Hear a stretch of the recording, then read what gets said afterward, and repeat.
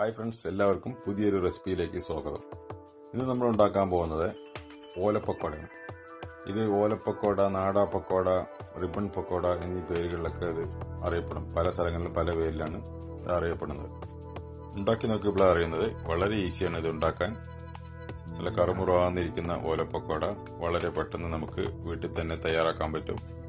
കുട്ടികൾക്ക് സ്നാക്കായിട്ട് സ്കൂളിലൊക്കെ കൊടുത്തുവിടാം. അതുപോലെ നമുക്ക് 4 മണി പലഹാരമായിട്ട് ചായക്കൊക്കെ കഴിക്കാൻ നല്ല ക്രിസ്പി ആയിട്ടുള്ള ഒരു ഓലപ്പക്കോടയാണിത്. ഹോട്ടലിലും തട്ടുകടയിലും അതുപോലെ ബേക്കറിയിലൊക്കെ കാണുന്ന അതേ രീതിയിൽ തന്നെ നമുക്ക് ഓലപ്പക്കോട ഉണ്ടാക്കാൻ പറ്റും. അതെങ്ങനെയെന്നാണ് നമ്മൾ ഈ വീഡിയോയിലൂടെ കാണാൻ പോകുന്നത്. വീഡിയോയെക്കുറിച്ചുള്ള അഭിപ്രായങ്ങളും നിർദ്ദേശങ്ങളും വീഡിയോക്ക് താഴെ കമന്റായി രേഖപ്പെടുത്തുക. വീഡിയോ ഇഷ്ടപ്പെട്ടാൽ ലൈക്ക് ചെയ്യുക, കൂട്ടുകാരുമായി ഷെയർ ചെയ്യുക. അതുപോലെ തന്നെ നിങ്ങൾ ആദ്യമായിട്ടാണ് വീഡിയോ കാണുന്നതെങ്കിൽ ഈ ചാനൽ സബ്സ്ക്രൈബ് ചെയ്യുക. തൊട്ടുവരുന്ന ബെല്ലൈക്കൺ ക്ലിക്ക് ചെയ്ത് വെക്കുക. എന്നാൽ നമ്മുടെ ചാനലിൽ നിന്നും അപ്ലോഡ് ചെയ്യുന്ന വ്യത്യസ്തമായ കുക്കിംഗ് വീഡിയോകളൊക്കെ നിങ്ങൾക്ക് മിസ്സാകാതെ കാണാൻ സാധിക്കും. അപ്പോൾ നമുക്ക് എങ്ങനെ ഓലപ്പക്കോട ഉണ്ടാക്കാമെന്ന് നോക്കാം. ഓലപ്പക്കോട ഉണ്ടാക്കാൻ അടലമാവും അരിമാവും കൊണ്ടാണ് നമ്മൾ ഓലപ്പക്കോട ഉണ്ടാക്കുന്നത്. 2 കപ്പ് കടലമാവ് എടുക്കുക. അതിനുശേഷം അതേ അളവിൽ തന്നെ 1 കപ്പ് അരിപ്പൊടി, ഇടിയപ്പത്തിനൊക്കെ എടുക്കുന്ന അരിപ്പൊടി, ഇടിയപ്പം പത്തിരിക്കൊക്കെ എടുക്കുന്ന അരിപ്പൊടി, അത് 1 കപ്പ്.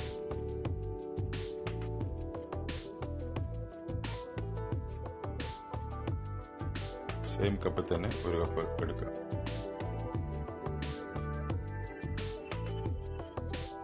ഇനി ഇതിലേക്ക് എള്ളോ ജീരകമോ ഒക്കെ ചേർക്കാം. ഞാനിവിടെ ചേർക്കുന്നത് എള്ളാണ്, വെളുത്ത എള്ളാണ് ചേർക്കുന്നത്. നിങ്ങളുടെ കയ്യിൽ വെളുത്തുള്ള ഇല്ലെങ്കിൽ കറുത്തെള്ളും ചേർക്കാം. അതെല്ലാം നിങ്ങളുടെ ഓരോരുത്തരുടെ ഇഷ്ടം പോലെ ചെയ്താൽ മതി. 1 ടേബിൾ സ്പൂൺ എള്ള്. ഇനി ഇതിലേക്ക് പൊട്ടുകടല പൊടിച്ചത്, അത് 2 ടേബിൾ സ്പൂൺ ചേർത്ത് കൊടുക്കുക. ചട്നിക്കൊക്കെ അരയ്ക്കുന്ന പൊരികടലയാണ് ഈ പൊട്ടുകടല പറഞ്ഞത്. അത് മിക്സിയിൽ പൊടിച്ച് ചേർത്തിയാൽ മതി. പിന്നെ കായത്തിന്റെ പൊടി 1 നുള്ള്. അതിനുശേഷം ആവശ്യത്തിനുള്ള ഉപ്പ്, അതും കൂടി ചേർക്കുക. ഉപ്പ് കൂടിപ്പോകാതെ നോക്കണം. ഇനി ഇതിലേക്ക് മുളക് പൊടി 2 ടേബിൾ സ്പൂൺ എടുക്കുന്നത്. ഞാനിവിടെ കാശ്മീരി ചില്ലിയാണ് എടുത്തിരിക്കുന്നത്. നിങ്ങൾ മുളകിന്റെ എരിവിന്റെ കണക്കനുസരിച്ച് നിങ്ങൾ മുളക് എടുത്താൽ മതി. ഓരോരുത്തരുടെ ഇഷ്ടം പോലെ അത് ചെയ്താൽ മതി. ചിലപ്പോൾ എരിവ് കൂടുതൽ ആഗ്രഹമുള്ളവർക്ക് അത് കൂടുതലിടാം. പിന്നെ ആവശ്യമുള്ളത് 1 ടേബിൾ സ്പൂൺ നെയ്യാണ്. നെയ്യോ വെണ്ണയോ ചേർത്താം. അതില്ലെങ്കിൽ ഓയിൽ ചേർത്തേണ്ടവർക്ക് ഓയിൽ ചേർത്താം. ഞാനിവിടെ നെയ്യാണ് ചേർക്കുന്നത്. ശേഷം നന്നായിട്ട് മിക്സ് ചെയ്യുക. നെയ്യ് ചേർത്തുമ്പോൾ അതിൻ്റെതായിട്ടുള്ള ഒരു ടേസ്റ്റ് കിട്ടും.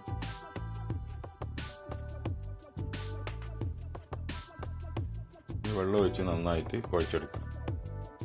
ഇടിയപ്പത്തിനൊക്കെ കുഴക്കുന്ന പോലെ കുഴച്ചെടുക്കുക. നല്ല സ്മൂത്തായിട്ട് കുഴച്ചെടുക്കുക. പച്ചവെള്ളം തന്നെ ഒഴിച്ചാൽ മതി, ചൂടുവെള്ളത്തിൻ്റെ ആവശ്യമില്ല. ചിലർ ചോദിക്കും ചൂടുവെള്ളം ഒഴിക്കണത് എന്ന് ചോദിച്ചിട്ടുണ്ട് കുറേ ആൾക്കാർ. അപ്പോൾ നമുക്ക് അതിൻ്റെ ആവശ്യമില്ല. പച്ചവെള്ളം ചേർത്ത് ഇടിയപ്പത്തിന് കുഴക്കും പോലെ കുഴച്ചെടുക്കുക. അതിനുശേഷം ഇതുപോലുള്ള ചില്ലെടുക്കുക. ഇതിപ്പോൾ ചെറിയ ചില്ലാണ്.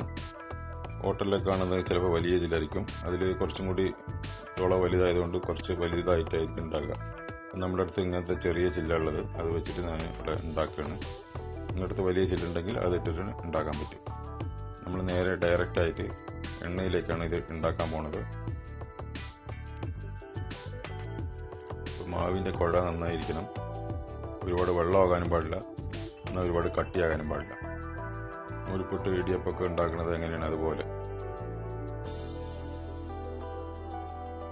എണ്ണ നന്നായി ചൂടായതിനു ശേഷം എണ്ണയിലേക്ക് ഇതുപോലെ ഓലപ്പക്കോട പീച്ചെടുക്കുക. ഒറ്റ റൗണ്ട് ഇടാൻ പാടുള്ളൂ. മേലേക്ക് മേലായി കഴിയുമ്പോൾ ചിലപ്പോൾ ഒട്ടിപ്പിടിക്കും, പിന്നെ അത് വേഗവുമില്ല.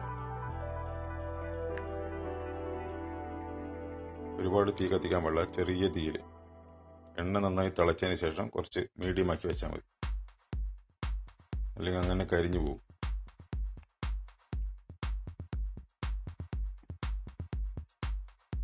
ഏകദേശം ഒരു ഭാഗം വെന്തിട്ടുണ്ട്. നമുക്കിനി അത് മറിച്ചു കൊടുക്കാം. ഇത്രയേ ഉള്ളൂ. വളരെ പെട്ടെന്ന് നമുക്ക് ഉണ്ടാക്കിയെടുക്കാൻ പറ്റുന്ന ഒരു സാധനമാണ് ഓലപ്പക്കോട. ചെറിയ തീയിൽ വെച്ചുകൊണ്ട് വേണം ഇത് ഉണ്ടാക്കാൻ. സംഭവം റെഡിയായി കഴിഞ്ഞു. ഉള്ളൂ.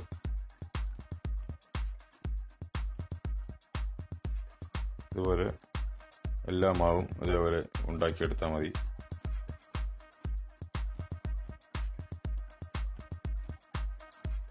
ഡയറക്റ്റായിട്ട് എണ്ണയിലേക്കാണ് ഇത് ഉണ്ടാക്കുന്നത്. അപ്പോൾ അത് കുറച്ച് ശ്രദ്ധിച്ച് ചെയ്യണം. ചുറ്റുമ്പോൾ ഇതുപോലെ ഒറ്റ റൗണ്ട് ചുറ്റിയിട്ട് അങ്ങനെ നിർത്തുക. മേലേക്ക് മേലെ മുറുക്കുണ്ടാക്കും പോലെ ഉണ്ടായിക്കഴിഞ്ഞാൽ ചിലപ്പോൾ എല്ലാം കൂടി കട്ട പിടിച്ച് കിട്ടും. പിന്നെ അത് പൊട്ടിക്കാൻ കിട്ടില്ല, ചിലപ്പോൾ വേഗവുമില്ല ഉൾഭാഗം. അപ്പോൾ അതിനുവേണ്ടി ഒറ്റ ലെയർ ഒരേ ലെയറിൽ നിർത്തുക.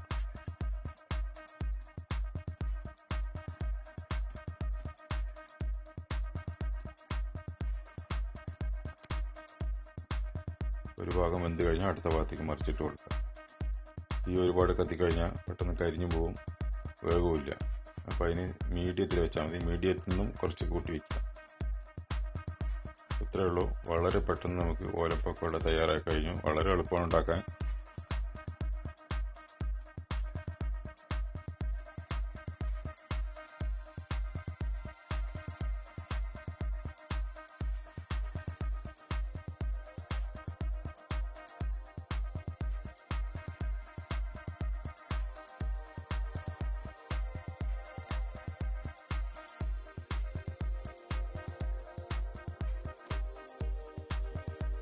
ഓലപ്പക്കോടയൊക്കെ നമ്മൾ എല്ലാം വറുത്തെടുത്ത് കഴിഞ്ഞു.